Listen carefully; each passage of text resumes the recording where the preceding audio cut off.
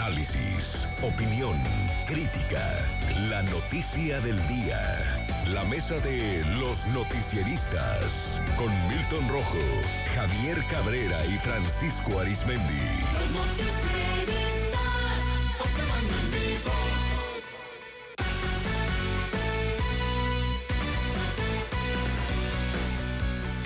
Bueno, continuamos ya en la mesa de los noticieristas. Hoy le decía, nos acompaña en el estudio la doctora Tere Guerra.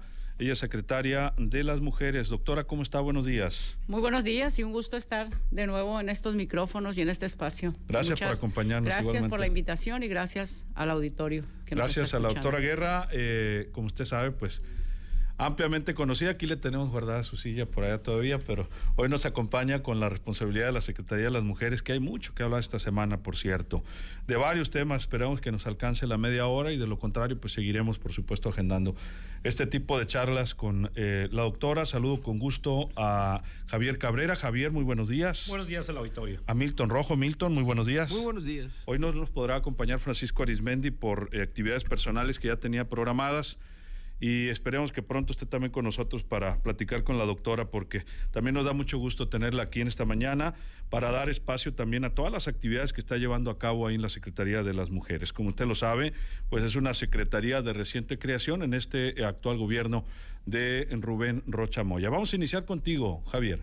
Doctora, bueno, en este tema de la violencia contra las mujeres, pues hizo esta secretaría. Estamos viendo que pese a que hay una alerta de género, pese a todos los movimientos que se han hecho, estamos viendo que pues, la violencia ha ido en aumento, no solamente la violencia intrafamiliar, sino el número de asesinatos de mujeres. Preocupante lo que ha estado pasando a este inicio de año, cómo cerramos el año pasado. ¿Cómo ven esta situación ahí en la Secretaría? Bueno, primero decir que no todo lo que tiene que ver en cuanto a qué es lo que debe hacerse para frenar la violencia necesariamente sale de la Secretaría. Acá estamos diseñando, sí, políticas públicas y tratando de que no solamente la Secretaría de las Mujeres, sino todas las áreas se ocupen en el tema de prevención, por ejemplo, porque la mejor manera para frenar la violencia en principio es sancionar los hechos que existen y eso pasa por la Fiscalía y por el Poder Judicial. Y el otro es fortalecer la prevención, que le corresponde a la Secretaría de Seguridad Pública del Estado y también a las Secretarías de Seguridad Municipal.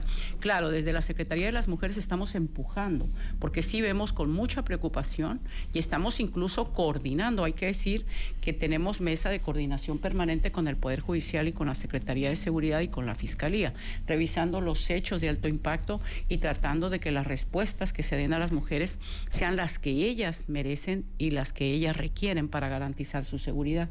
Yo les compartía que el día 8 de marzo, entre otras actividades, tenemos la construcción de una red de mujeres que se llama Red Mujeres Constructoras de Paz, porque también hay que entender que si no sumamos a la sociedad civil, si no comprometemos de alguna manera a las mujeres, no para responsabilizarlas de la construcción, sino para apoyarlas, para que ellas tengan familias seguras y tengan espacios seguros, si no las convencemos de que desde las instituciones estamos haciendo esfuerzos y que vamos a apoyarlas y hacemos sinergia con ellas, evidentemente esto seguirá siendo muy complejo. Efectivamente, en el país la violencia familiar se ha disparado, la violencia contra las mujeres en particular, y en ese escenario llegamos siempre a los 8 de marzo. No solamente este 8 de marzo, sino los anteriores. Siempre hacemos el recuento de lo que falta por hacer para garantizar a las mujeres una vida libre de violencia. Paradójicamente tenemos una ley general de acceso de las mujeres a una vida libre de violencia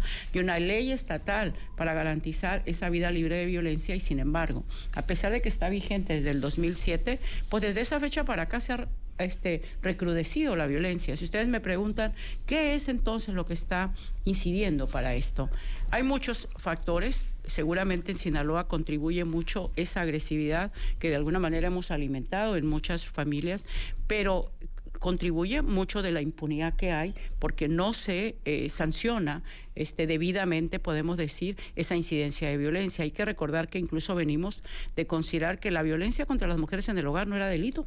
Hace algunas décadas se consideraba que no era delito, hoy es delito, pero no deja de ser sancionado si queremos no tan fuertemente porque no es un delito grave.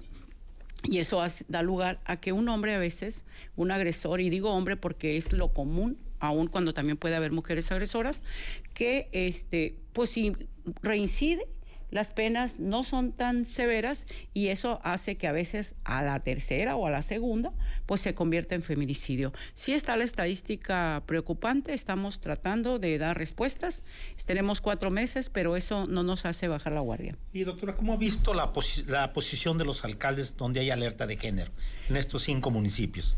Podemos decir que venimos de menos a más, pero el decir de menos a más no es decir mucho, ¿no? O sea, realmente se estaban totalmente desatendiendo. Son 5 municipios, hay que recordar. Está Culiacán, está Mazatlán, está Ome, está Guasave y está Navolato. Nosotras hicimos un recorrido por los municipios, fortaleciendo o buscando que fortalecieran las respuestas también los municipios.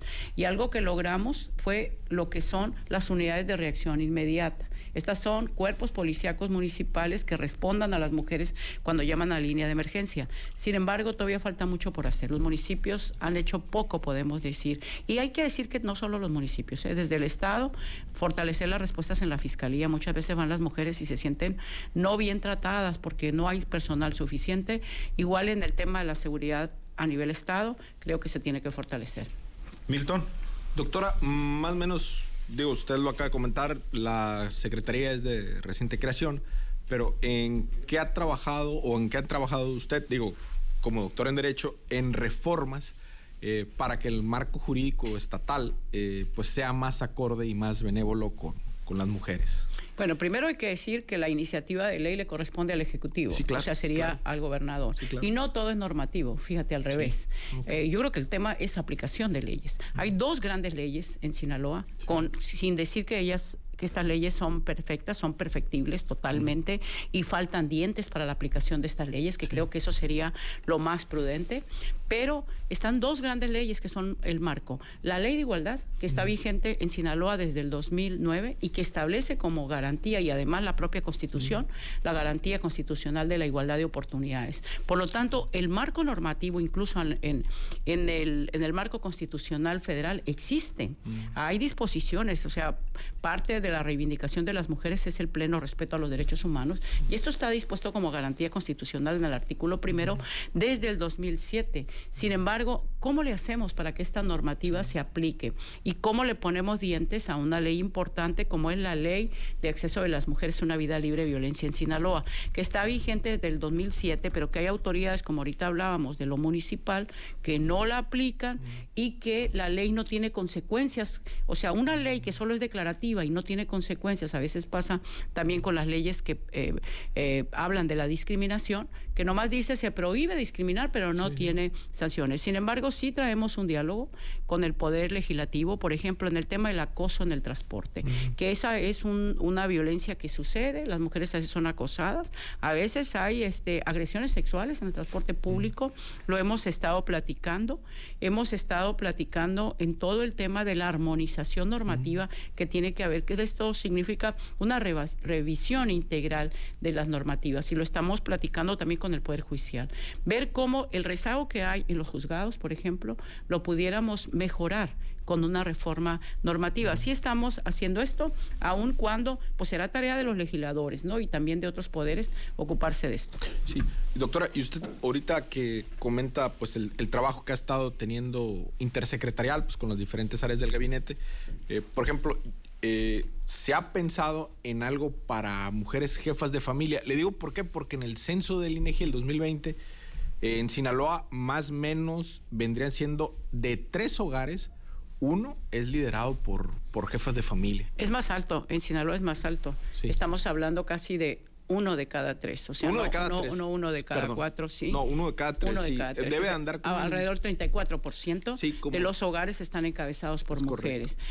Hay otra problemática y lo hemos analizado. Las mujeres cuando trabajan ganan menos. Estamos hablando de que la mujer en promedio percibe 5.500 frente a 8.500 que percibe en promedio un hombre en Sinaloa. Entonces, esta estadística es para Sinaloa. Estamos hablando de una diferencia de un 33%. Y hay otra problemática que es el uso del tiempo. Estas mujeres que son jefas de familia en promedio, y aunque no sean jefas de familia, medido para Sinaloa específicamente, las mujeres destinan 30 horas a la semana en atender las labores domésticas, mientras que el hombre destina en promedio 11 12 horas a la semana. Hablo de Sinaloa. Esta es la medición del tiempo que ha hecho INEGI a través de la encuesta del uso del tiempo. Eso da lugar a que la mujer no sea tan libre de su tiempo y no tenga una total autonomía para ocuparse de otras cosas.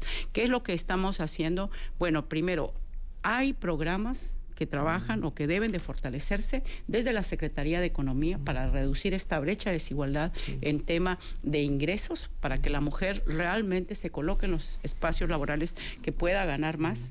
Y si tenemos jefas de familia sola, con mayor razón, porque no solo se trata de fortalecer a la mujer, sino fortalecer a la familia de Sinaloa. Pero también hemos comentado con el gobernador del estado, Rubén Rocha Moya, que por cierto ha sido con bastante apertura para revisar este tema de las mujeres, cómo están en Sinaloa.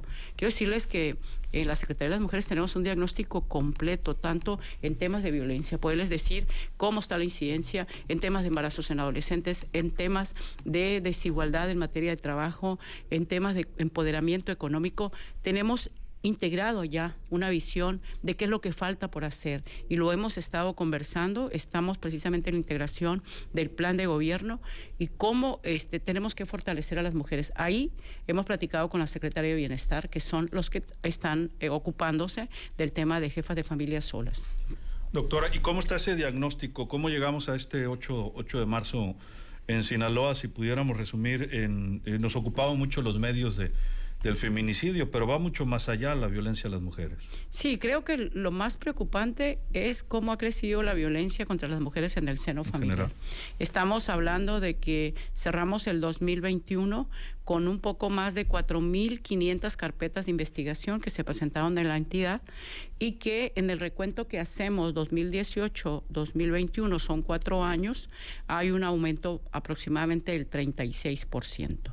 Este porcentaje va a variar, depende del corte que estés haciendo. Si hacemos un corte de los últimos 15 años, el aumento es casi 3 veces más. Hemos hablado... Estar denunciando más que antes, ¿no?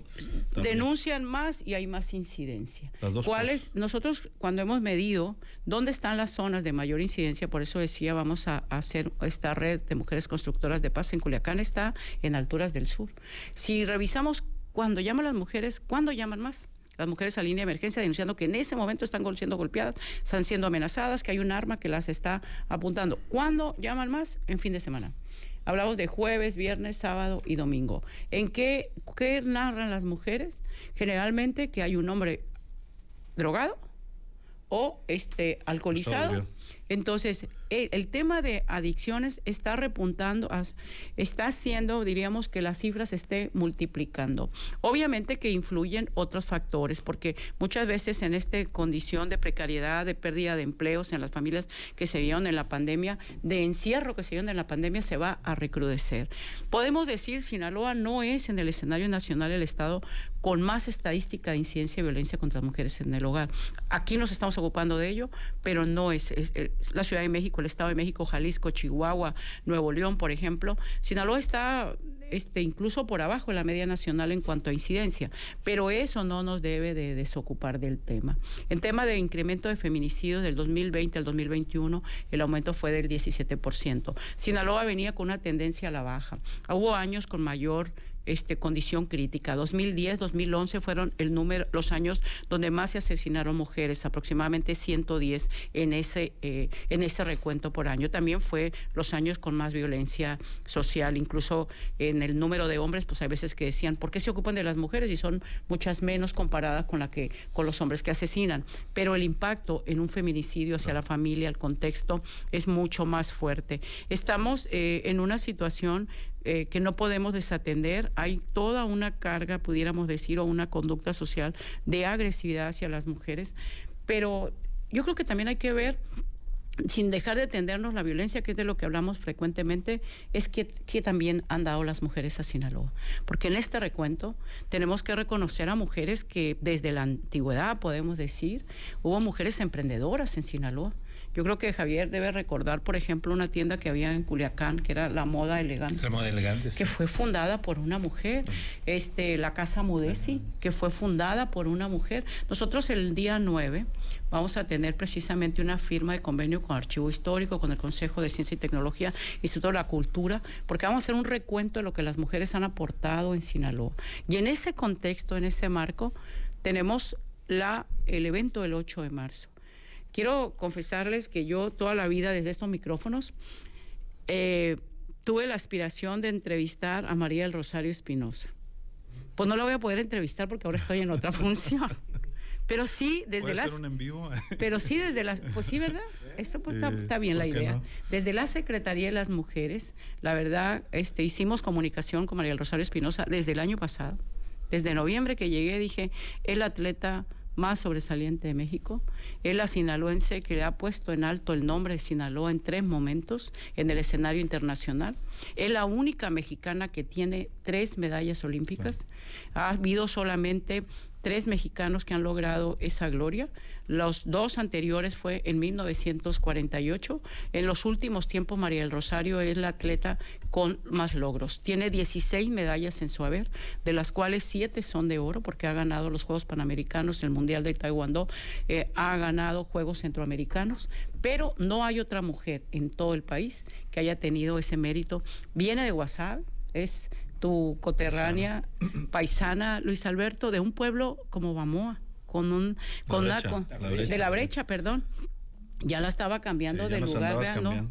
Es cierto. Entonces, ella es una mujer admirable. Por eso nosotros tenemos este 8 de marzo un evento que se llama Mujeres Inspirando a Sinaloa. Junto con ella estará Mujeres de manera virtual un Carmen conversatorio Félix, en el es marco de la ingeniera conmemoración aeroespacial. del Día de la Ella Mujer, es con la mujeres primera líderes de mujer gran mexicana que logró ser reconocida como astronauta análoga.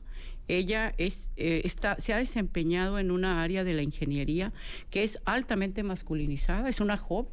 Vive en Holanda actualmente, trabaja en misiones científicas aeroespaciales y estará de manera virtual conversando con nosotras y con las mujeres. Igual estará con nosotras Yapsi Yáñez, que es una mujer influencer, una joven que influye mucho en adolescentes, tiene más de 6 millones de seguidores en Facebook, es empresaria, es bailarina, es una mujer que ha sufrido violencia y se ha sobrepuesto a ella, es un ejemplo también de una joven que sabe dar pasos adelante. Y Aleida Hernández, doctora en Derecho, fue Premio Nacional de la Juventud, autora de varios libros, es investigadora en la Universidad Nacional Autónoma de México y es también integrante del grupo académico que analiza la Declaratoria de Alerta de Género en la Ciudad de México.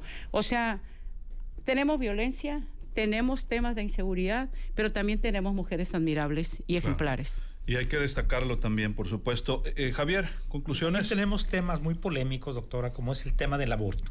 Que bueno, por lo que estamos viendo, incluso en el Congreso del Estado, en la anterior legislatura tuvieron que suspender, pues en la última sesión, pues hablar del dictamen, porque se dijo que los diputados habían recibido amenazas. En esta actual legislatura también algunos diputados han hecho público que han recibido amenazas muy serias sobre este tema que es muy polémico y lo hemos, pues se tiene que legislar en este tema, hay un mandato de la Suprema Corte. ¿Cómo ves en este asunto? Mira, es un tema de derechos humanos, fundamentalmente. Es un tema de derechos de las mujeres, de la libertad de decidir. Creo que estoy consciente, y lo hemos abordado muchas veces en los 2 micrófonos, sin ser todavía Secretaría de las Mujeres, que es un tema polémico. Hay quienes desde su fe, desde su religión, lo ven esto como un acto criminal y lo condenan y seguramente estarán levantando la voz. Incluso se sabe que fueron recibidos por el gobernador grupos que se oponen precisamente a esta iniciativa. Pero, sin embargo, ahí está el mandato de la Corte, de la Suprema Corte, de los derechos humanos de las mujeres y de la libertad de decidir. Quiero que se voltee un poco a ver también a quiénes son las mujeres. El aborto se practica desde la antigüedad. Mujeres sin recursos ponen en riesgo su vida para interrumpir embarazos. Muchas veces, no es justificación, pero muchas de las razones son mujeres en condición de pobreza que piensan todo lo que les significa. Cuando estamos hablando de mujeres que son las que resienten más el desempleo, son las que resienten más el empleo precario. Y la carga ahí está. Estamos hablando incluso de 34% de hogares donde la jefa de familia es una mujer. El aborto se practica incluso en niveles sociales altos. Muchas de esas que salen a levantar la voz, a muchas familias, si tienen en su hogar a una jovencita, que por cierto el embarazo en adolescentes es muy alto en Sinaloa, pues le practican un aborto. Lo pagan. Entonces, cuando esto no se permite y no se respeta plenamente esta libertad de decidir, lo que está sucediendo es que se hacen abortos clandestinos a las mujeres pobres en condiciones de mayor riesgo a su salud, y las mujeres que tienen o las familias que tienen lo practican en clínicas privadas que se dedican a eso, que lucran con eso. Lo que le debemos apostar es a la educación sexual. Y el tema de la sexualidad se debe hablar en familia, se debe prevenir. La estadística nos habla que en México el embarazo en adolescentes es muy alto. El 17% de los embarazos a nivel nacional acontecen en mujeres menores de 19 años. Y Sinaloa está por encima de la media nacional en embarazos de niñas de 12 a 14 años. El 5% de los embarazos en esta entidad son de este tipo de niñas. Entonces, ¿qué habla de esto? Hay que educar, hay que prevenir esos embarazos no deseados. Esa debe ser la apuesta. Y el tema legislativo hay que dejarlo en el marco del pleno respeto a los derechos humanos de las mujeres y de la libertad de decidir. Milton. Doctora, básicamente ahorita pues, hay un tema muy en boga en el estado sobre el tema de las clínicas patito para atender las cuestiones estéticas a mujeres. Pero básicamente el tema de la violencia estética, o sea, el cómo se ha generado un patrón de conducta, ejercer una presión social contra mujeres sobre cierto estilo de vida, cierto estilo estético, cierta... ¿cómo le diré? Cierto forma de... Son estereotipos, de estereotipos, son sí. estereotipos. Más o menos, ustedes ahí en la Secretaría de Mujeres están trabajando algo conforme a eso. Totalmente. Estamos trabajando para cambiar los estereotipos. Sí. Porque si nosotros observamos el hecho de que haya pocas mujeres ingenieras y haya muchas mujeres que se ocupan en el trabajo doméstico, en el trabajo de cuidados, por ejemplo, esto tiene que ver con los estereotipos. Desde niñas nos dijeron que las mujeres son para cuidados. Esto ha ido cambiando, pero también en el tema de la belleza. Es como en Sinaloa en particular hay un exceso de uso de cirugías plásticas. Tenemos que generar otra cultura y hacer ver precisamente este evento del 8 de marzo ese objetivo tiene. Es decir, hay mujeres que triunfan por lo que son, por lo que representan, por los retos que vencen, porque se atreven a soñar con lo que parece imposible y lo hacen posible. Eso es lo que debemos educar a las niñas y a las adolescentes, para que no le apuesten tanto a si su cintura es más pequeña o si sus caderas son más amplias o si sus pechos son más llamativos. Eso no debe ser la apuesta de las mujeres. Las mujeres valen por lo que son, deben de sentirse, porque es muy lamentable, por ejemplo, que a veces ves mujeres estéticamente muy bien presentadas y sin embargo son altamente inseguras. Tenemos que generar esa seguridad en las jóvenes y tenemos que trabajar en Sinaloa sin omitir eso y sin dejar de ver la gravedad de que no hay la regulación suficiente en estas clínicas, como las propias jovencitas a veces entre mejor se ven, todavía más recurren a este tipo de cirugías estéticas. Creo que se ha descuidado el tema y refleja que se siguen reproduciendo los estereotipos. La mujer vale más no tanto por lo físico, por lo bonita que esté, por lo bello que sea su cuerpo, vale por todo lo que representa. Empiecen a creer en ustedes y empecemos a alimentar en las niñas y en los niños todo lo que pueden hacer, independientemente de cómo luzcan. Y ahondar un dato sobre el medallero olímpico. El 48 fue Humberto Mariles, 2 de oro y 1 de plata, y después fue en el 58 Joaquín Capilla, clavadista, y no es hasta el 2010, 2008. 2008, que fue, o sea, 40 años después. Sí, María del Rosario la obtiene la primera en 2008, luego 2012 y 2016. Sí, 50 años después viene una sinaloense y logra las 3 medallas. Es como así las cosas. Doctora, ¿y cómo ha sido esta experiencia en el sector público? Sí, ¿verdad? Tan intensa y con esta estadística y con este diagnóstico y una Secretaría de Nueva Creación. Seguramente varias de las que nos escuchan digan, bueno, yo estaba aquí en los micrófonos, recuerden, duré 17 años en los micrófonos y muchos me han preguntado, ¿y no extrañas? Todo se extraña y a veces por todo hay nostalgia, ¿no? Pero estamos frente a nuevos retos. Siempre me decían desde los micrófonos, oiga, y usted no debería entrar y usted debe ser esto. Y yo decía, no. Es una responsabilidad de las secretarías de Nueva Creación. Creo que si no hubiese sido una secretaría de las mujeres, a lo mejor no hubiera dado el paso. Era un trabajo que yo ya realizaba. Entonces, yo ya realizaba un trabajo que era apoyar a las mujeres, esto lo traía desde décadas atrás, y creo que es la oportunidad para abrirle espacio a las mujeres. La misión que yo siento es la fuerza que he construido como mujer, porque mucho he dicho, vengo de una familia con precariedad, donde una madre se queda sola al frente. Entonces, ese ejemplo que tuve de tener que salir adelante a partir de mi propio esfuerzo, y la fuerza que pude haber construido, debo ponerla al servicio de las mujeres que más lo necesitan.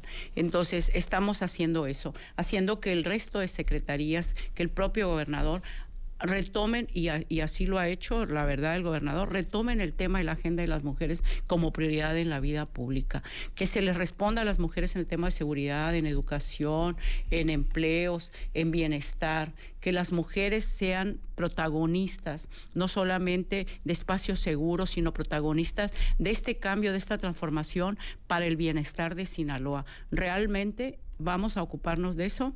Ha sido todo un reto, pero soy una mujer de trabajo, acostumbrada a vencer dificultades. Y si me preguntan, no ha sido mi mayor dificultad es enfrentar esto. He enfrentado momentos de mucha mayor dificultad. Espero que con toda la experiencia que ya he traído y que he construido, pueda tener resultados. Yo creo que la medición la debe tener la ciudadanía. Es todavía un corto plazo, pero estamos... También me han preguntado a veces si el activismo lo dejó allá afuera. No, le dije, el activismo me lo traje al gobierno. Entonces...